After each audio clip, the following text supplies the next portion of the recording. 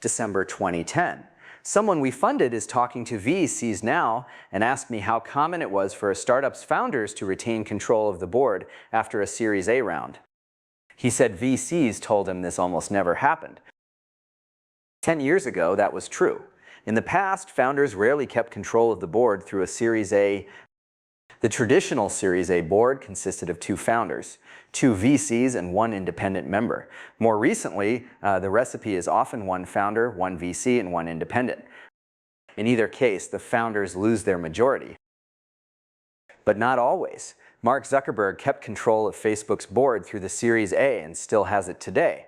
Mark Pincus has kept control of Zynga's too, but are these just outliers? How common is it for founders to keep control after an A round? I'd heard of several cases among the companies we've funded, but I wasn't sure, how many there were, so I emailed the Y founders list. The replies surprised me. In a dozen companies we've funded, the founders still had a majority of the board seats after the Series A round. I feel like we're at a tipping point here.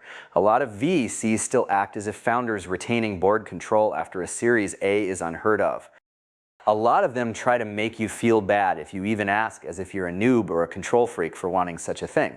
But the founders I heard from aren't noobs or control freaks. Or if they are, they are like Mark Zuckerberg, the kind of noobs and control freaks VCs should be trying to fund more of. Founders retaining control after a Series A is clearly heard of, and barring financial catastrophe, I think in the coming year it will become the norm. Control of a company is a more complicated matter than simply outvoting other parties in board meetings. Investors usually get vetoes over certain big decisions, like selling the company, regardless of how many board seats they have, and board votes are rarely split. Matters are decided in the discussion preceding the vote, not in the vote itself, which is usually unanimous. But if opinion is divided in such discussions, the side that knows it would lose in a vote will tend to be less insistent. That's what board control means in practice. You don't simply get to do whatever you want. The board still has to act in the interest of the shareholders. But if you have a majority of board seats, then your opinion about what's in the interest of the shareholders will tend to prevail. So while board control is not total control, it's not imaginary either. There's inevitably a difference in how things feel within the company. Which means if it becomes the norm for founders to retain board control after a Series A, that will change the way things feel in the whole startup world. The switch to the new norm may be surprisingly fast because the startups that can retain control tend to be the best ones. They're the ones that set the trends, both for other startups and for VCs.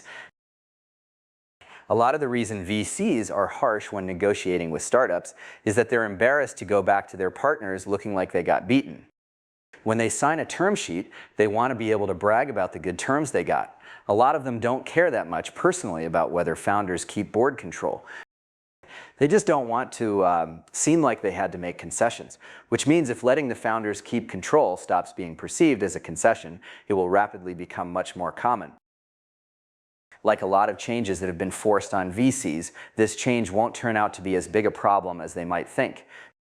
VCs will still be able to convince, they just won't be able to compel. And the startups where they have to resort to compulsion are not the ones that matter anyway. VCs make most of their money from a few big hits, and those aren't them. Knowing that founders will keep control of the board may even help VCs pick better. If they know they can't fire the founders, they'll have to choose founders they can trust. And that's who they should have been choosing all along.